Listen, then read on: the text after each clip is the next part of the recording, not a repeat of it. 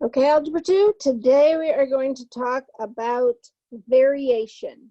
Variation is a special relationship between variables. There are three kinds of variation. We've got direct, we've got joint, and we've got inverse. Okay, indirect variation, it's going to be y equals k times x. Y is directly proportional to x. Joint, y equals k times x times z. Y varies jointly as x and z. And inverse, y equals k over x. Y is inversely proportional to x. In all of these examples, k is a constant. K is called the constant of variation. It's just going to be a number, and we're going to find it most of the time. So let's look at these examples. Number 1, y equals 2x. Which kind of these is it? It is direct, and k equals 2. Number 2, y equals 24 over x. That's inverse, and k equals 24. Number 3, y equals 5xz. That's joint, and k equals 5. Look how easy this is. Number 4, 3y equals x. To figure this out, you need to solve for y. Y equals 1/3 x. So now you can see that it is direct, and k equals 1/3. Number 5, xy equals 36. Again, you need to solve for y. And you can see that it's inverse, and k equals 36. Number 6, 4/3 y equals xz. So y equals 3/4 xz, because you need to multiply by the reciprocal. And we've got joint, and k equals 3/4. All right, let's look at number 7. Y over x equals 2/5. Solve for y. Y equals 2/5 x. So this is direct, and x equals 2/5. And number 8, yes, 2a, oh, let me do that better. 2a equals bh. A equals 1/2 bh. This is, oh, this is joint, and k equals 1/2. And look what this is. This is the area of a triangle, 1/2 base times height. Okay, so let's look at some examples of how we find what this is. So let's look at number 9. If y is directly proportional to x, so go ahead and write that out. Y is directly proportional to x, and when y equals 28, when x equals 7, find x when y equals 52. So in order to do that, we need to find k, our constant of variation. So we're going to take what we know, and we're going to substitute them in. And we're going to solve for k, and we get k equals 4. And so we can say y equals 4x. find x when y equals 52, substitute that in, and we get x equals 13. That's one way to do it. Could have also said this, when y equals 28, x equals 7, find y, when y equals 52, what does x equal? And you could have solved this by cross multiplying and you would have gotten x equals 13. So whichever way you want to do it there. All right, let's look at number 10. If r is directly proportional to the square of s, so r is directly, so k, to the square of s squared, and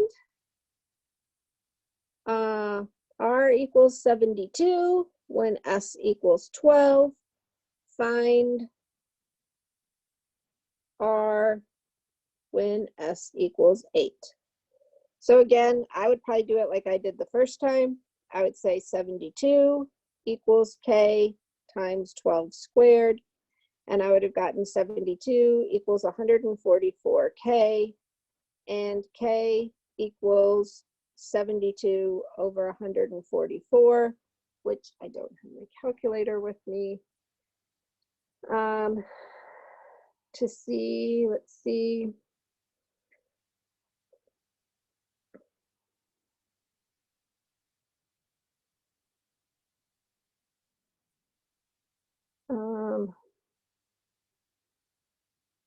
Oh, that just equals a half. What's my problem?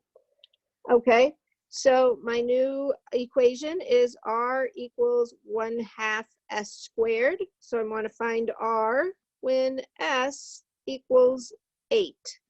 So this is going to be r equals 64 over 2 or 32. And that's your answer for number 10. Let's look at number 11. The dollar amount D that Megan earns varies directly with the number of hours H that she works. All right, so varies directly. So D is K times H.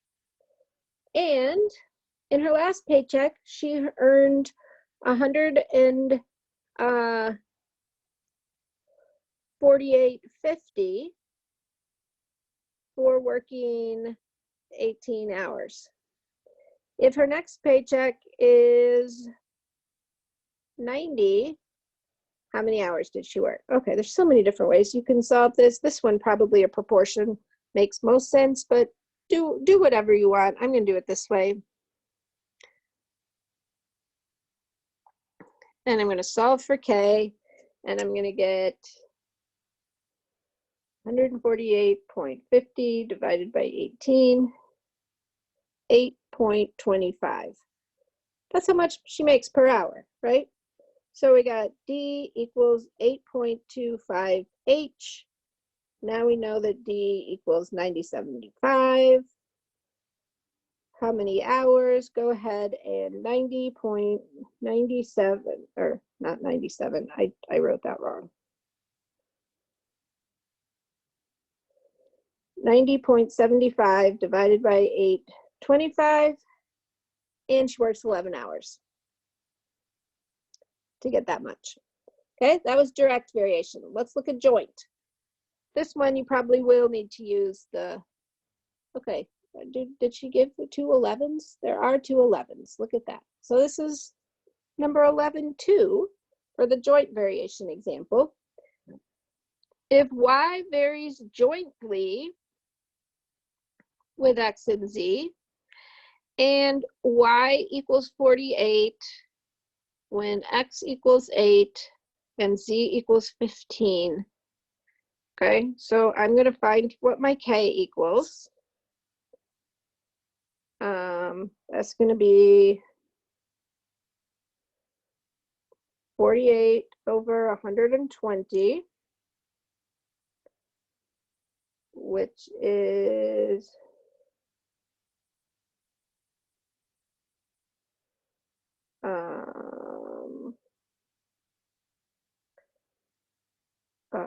3 goes into there, 6 goes into there twice, 6, 2/5. Okay. k equals 2/5. So we got y equals 2/5 xz, and it says find y when x equals 14 and z equals 20. So we're just gonna substitute 14 and 20, and we will get 14 times 2 times 4, and we'll get 112. And that's your answer for the second number 11. Okay, let's look at number 12.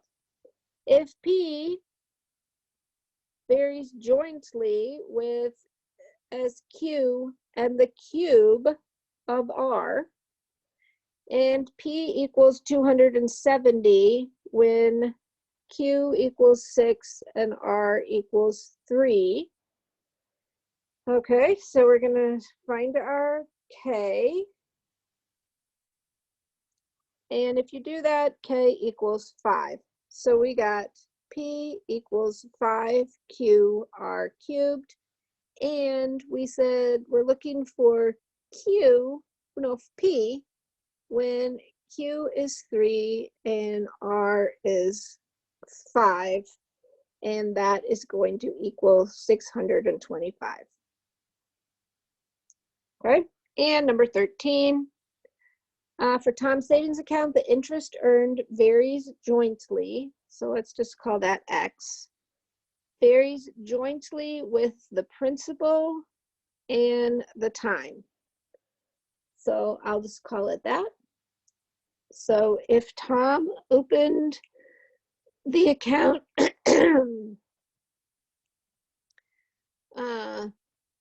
3 years ago with principal, oh, it changed color on me, and time, and the interest is 144. How much interest will he have earned after 8 years? So if we do this, we get, let's see, we would get 48 over 1200. So that's 1 over 25. So K equals 1 over 25. So we get his interest equals 1 over 25 times the principal times the time. And the principal is 1200, and now the time is 8. And so if we do that, we get, I did something wrong. What did I do wrong? 144.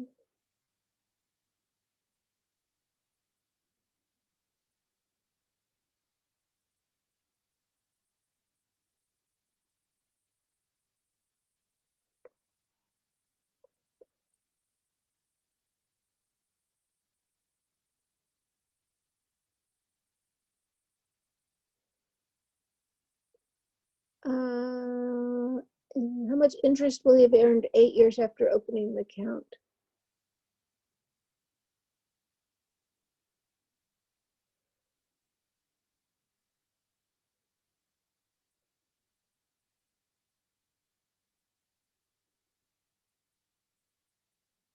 Oh yeah, no, I did that right.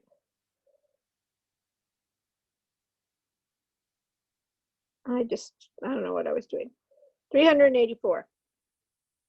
Sorry about that. 384 is how much he earns in interest. All right, the next one is inverse. Let's look at number 13. Another number 13. If y is inversely proportional to x and y is 7.5 when x is 8, find x when y equals 5. So just go ahead and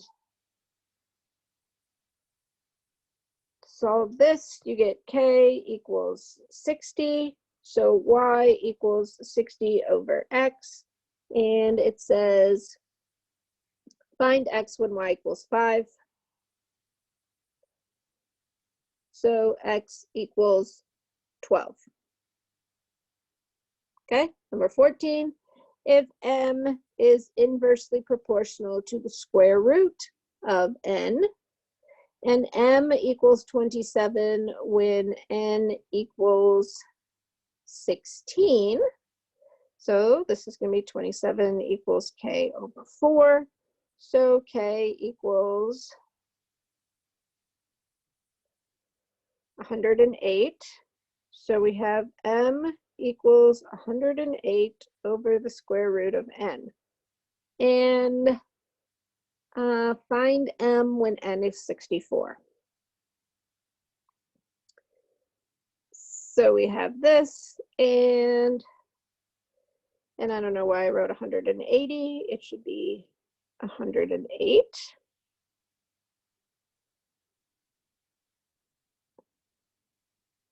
And that will be 13.5. Okay, let's look at number 15. This is another inverse. The time it takes Adam to drive to Disney World, so we'll call that time. It varies inversely with the average rate of speed. If it takes him 10.8 hours at an average speed of 50 miles per hour, so our K is 540. So we have this. It says, how long would it take him at an average speed of 60? So if we put 60 in there, we would get 9 hours. Okay, combined variation. A combined variation is a relationship that contains both direct and inverse. Both direct and inverse. So let's look at these couple of examples. Number 16, y varies directly as x and inversely as z. Okay, 17, p varies inversely with q squared and directly with r cubed. So that's what that looks like. So let's do one last example that actually has numbers in it. If A varies directly as B and inversely as C, if A equals 16, when B equals 12 and C equals 6, so solving this, 6 goes in there too, K would equal 8. So we can write it as this. Find A when B equals 28 and C equals 4. So we're going to do that.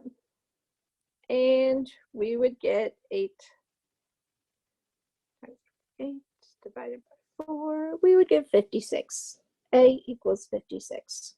And that is the answer for the inverse questions. So this is the last section in this chapter. So next week we will be doing a review and a test and starting the next chapter.